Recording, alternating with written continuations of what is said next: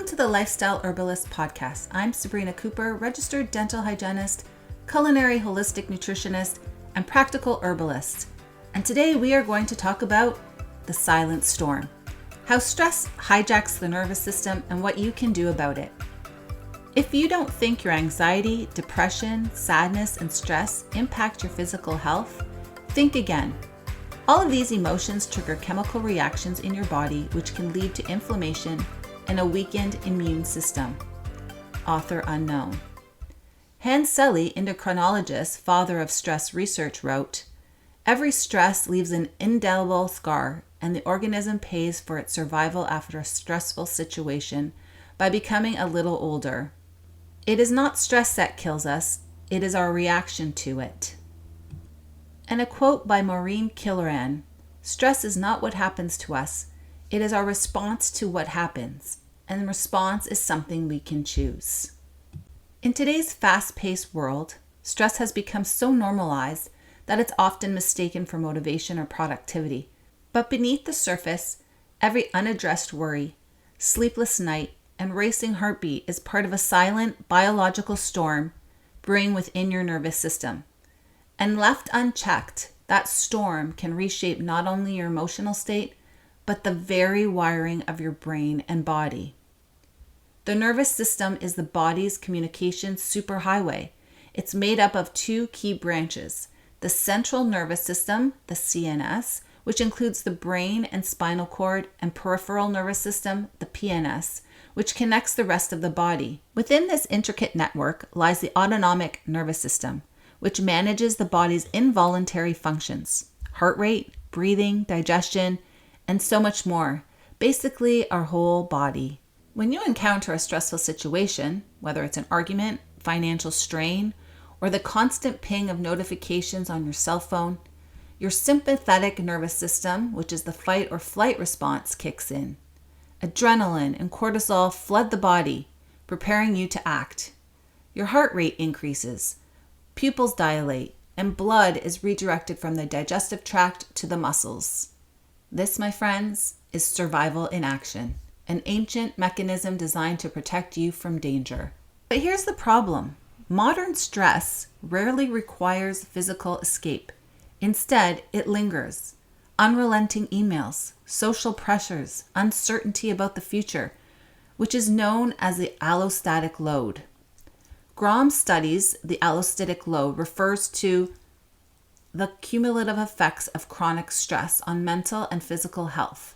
Constant exposure to these stress hormones can lead to negative health effects, including metabolic, immune, and cardiovascular issues. The body's stress response, meant to be temporary, becomes chronic. Over time, this constant activation rewires the nervous system. The vagus nerve, which normally helps restore calm through the parasympathetic nervous system, the rest and digest mode, becomes underactive. Cortisol levels remain elevated, inflammation increases, the brain's amygdala, the fear center, becomes hyperreactive, while the prefrontal cortex, responsible for logic and emotional regulation, weakens its control. The result? Anxiety, poor concentration, fatigue, and even physical illnesses like hypertension, digestive disorders, and chronic pain. Research shows that long-term stress caused by hormones like cortisol and adrenaline weakens the immune system and makes people more likely to get sick. Brain chemicals like serotonin and norepinephrine help control how our immune system works. Inflammation caused by stress is connected to health issues like heart disease, depression, and autoimmune diseases. Among the women, greater cortisol excretion was associated with poor baseline memory performance. Moreover, women who exhibited increases in cortisol excretion over a 2.5-year follow-up period were more likely to show declines in memory performance. What this means is that in the older populations, chronic elevated cortisol is associated with measurable decline in memory tasks over time. Stress doesn't just live in the mind, it imprints itself into the body. Neuroscientists now know that chronic stress alters the structure and function of neurons. The hippocampus, critical for memory, can shrink under prolonged exposure to cortisol. This can lead to forgetfulness and difficulty learning new information. From Stress Effects on the Hippocampus, a critical review, it states uncontrollable stress has been recognized to influence the hippocampus as various levels of analysis. Behaviorally, human and animal studies have found that stress generally impairs various hippocampal-dependent memory tasks. Structurally, human and animal studies have shown that stress changes neuronal morphology, suppresses neuronal proliferation, and reduces hippocampal volume. Even the immune system isn't spared. Stress hormones suppress its effectiveness, leaving you more vulnerable to infections. Over time, this internal wear and tear, which I mentioned earlier, the allostatic load, becomes the cost of chronic adaptation. From a study, How Stress Damages Immune System and Health, it states that stress has been a focal point in this body of literature because it's known that stress can induce immune dysregulation across many aspects of the humoral and cellular immune responses. Stress-induced immune dysregulation can produce changes that are not only statistically significant, but most importantly, biologically significant in terms of health risk. It's not an overstatement to say that chronic stress can age the nervous system prematurely. The body and brain become locked in survival mode, and healing becomes secondary to endurance. From another study, The Multifaceted Impact of Stress on Immune Function from 2025, it reads that while it was reported that acute stress prepares the organism to deal with challenges and can benefit the body, chronic stress is detrimental. It can lead to more frequent infections, prolonged inflammation, and even cancer progression. The good news is that the nervous system is remarkably adaptable, capable of healing and rewiring itself through a process known as neuroplasticity. The same mechanisms that allow stress to shape the brain can also be harnessed to undo its damage. Here are some evidence-based ways to reset and protect your nervous system. 1. Deep breathing and vagal activation, controlled breathing. Especially using slow, deep exhales, which stimulates the vagus nerve, activating the parasympathetic nervous system and lowering cortisol levels. Practices like diaphragmatic breathing, humming, or even cold water exposure can strengthen vagal tone. So get out there and do those cold plunges and make sure that you're breathing daily, deep breaths, inhaling and exhaling for a few minutes each day. Number 2, mindfulness and meditation.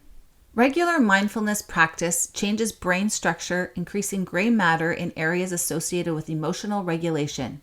It helps quiet the amygdala's reactivity and enhances prefrontal control. And I'm happy to tell you that we do have some meditation sessions available on our podcasts that really do help quiet the mind and body when you need a few minutes. They're very short, just 5 minutes or so, and it's great to take the time throughout the day just to give yourself that pause and time to restore your body and mind. Number 3, movement and physical exercise. Exercise releases endorphins, the body's natural stress relievers, and improves neuroplasticity. Even gentle movement, walking, yoga, tai chi, can recalibrate the nervous system toward balance.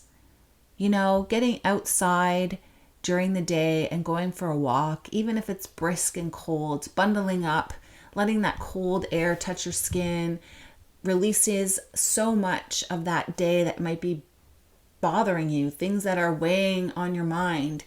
It'll give you that time just to release and walk out in nature and switch your mindset. And just those few minutes, it could be 10 minutes of walking, will really shift your energy and you'll notice a huge difference. And perhaps you'll feel a little lighter when you come back to what you were doing previously. Number 4 is a big one, restorative sleep. During deep sleep, the brain clears out toxins through the lymphatic system. Chronic sleep deprivation keeps the nervous system in a state of hyperarousal. So prioritizing quality rest is one of the most effective stress antidotes. And a lot of people struggle with this one. A lot of people don't get that deep sleep. They can't turn off. So my thought is that if you could just do one of the top 2 things mentioned, meditation, walking, a little exercise before bed, perhaps shifting your mindset will get you rested and your mind ready for bed, and will allow you to have those few hours of deep sleep so that you can restore your brain, restore your body, and become a clearer version of you. Connection and social support. Human connection is medicine for the nervous system. Positive interactions release oxytocin, a hormone that counters the effects of cortisol and enhances resilience. Find your tribe. Find those people that speak to you, the people that surround yourself with that bring you positivity and joy and light. If something isn't working or something just doesn't feel right or is weighing on you, maybe it's time to revisit these relationships or encounters and figure out ways that you can surround yourself with more joy and positivity. And if it's not possible, then if you're in that moment, maybe after that moment of time with people that aren't bringing you joy, do something that does bring you joy, and maybe reach out to that one person that makes you laugh or makes you smile or just knows the right thing to say, and that'll help change your mindset and will reset your brain and body to keep going. Nourishment and nutrition. Foods rich in omega-3 fatty acids, magnesium, and antioxidants support brain health and reduce inflammation.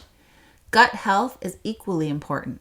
And we've talked a lot about gut health on this podcast, so you can scroll back and look at those episodes and listen in on those, because the gut-brain axis directly influences mood and stress response. So what's happening in the gut normally will affect the brain. So it's good to keep your nutrition in check, feed yourself great clean foods. It's very hard sometimes in those moments where we're feeling down. Sometimes we are more apt to grabbing for that glass of wine or those foods that are comforting that really don't serve much purpose, but it might feel like it in the moment.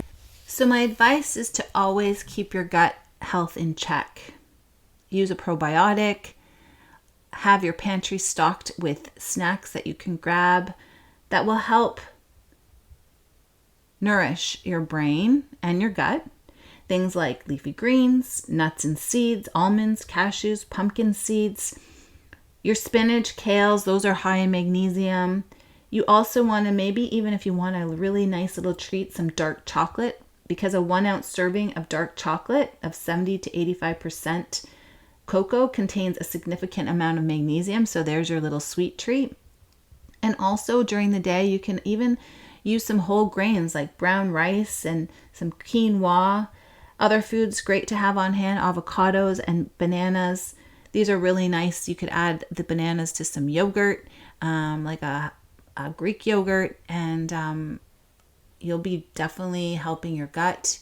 And so these are just ways that you can help your nutrition and your nourishment so that you're feeding both your gut health and your brain health at the same time. And number 7, boundaries and stillness. In a culture of constant stimulation, setting boundaries is a radical act of self-preservation. Moments of stillness, whether you're going through nature, prayer, journaling, or solitude, allows the nervous system to reset. So take those times to enjoy nature, perhaps write in your journal if something's bothering you so you can let it go. Do anything that you can just be still and be with yourself and give yourself some self-love. It's not being selfish, it's being caring. It's self-care. You need to take care of yourself before you can take care of everything else going on in your world. Because if you're not good, you're not going to be able to serve those around you. So always make sure that you're taking care of yourself first.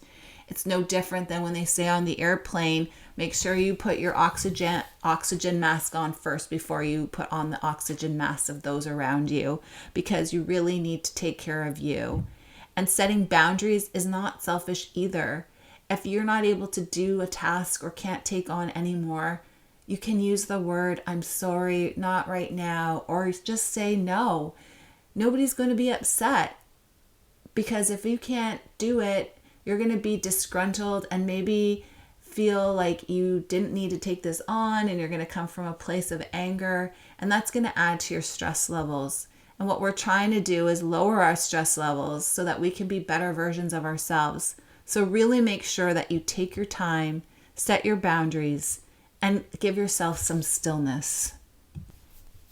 The evidence is undeniable. Stress isn't just an emotional burden. It's a full body experience with consequences that ripple through every cell, organ, and thought. From the hippocampus that shrinks under constant pressure to the immune system that falters in the face of the relentless cortisol, the nervous system bears the imprint of every unprocessed worry. Yet, the same system that endures these effects is also wired for renewal. Neuroplasticity, the brain's ability to adapt and rewire, means that healing isn't just possible, it's physiological. Just as chronic stress can sculpt the brain towards hypervigilance, consistent calm can reshape it toward balance, resilience, and joy. Scientific studies reveal what ancient wisdom has long known. The antidote to stress doesn't lie in eliminating challenge, but in changing our response to it. Deep breathing can recalibrate the vagus nerve. Movement and rest restore hormonal rhythm. Laughter, purpose, and connection release the very chemistry of healing. Even brief moments of mindfulness can lower cortisol and strengthen immune defenses. The truth is, stress will never disappear, but it can be transformed. By understanding its effects, we reclaim agency over our well-being. Each breath, boundary, and mindful pause teaches the nervous system that safety is not the absence of stress, but the presence of self-regulation. In the end, the goal isn't to live without pressure, it's to live with grace under it. When we learn to claim the storm within, the body follows, the mind clears, and we discover what is meant to thrive, not just survive. Thanks for listening in today, and I hope that you get one takeaway from this podcast and give yourself the time to sit, clear your mind, and handle the stresses with grace. I'm Sabrina Cooper, and please share this podcast with anyone you know who may need to listen in, and also look back at some of our other podcasts because we have a lot of information on some of the different things that I touched upon today.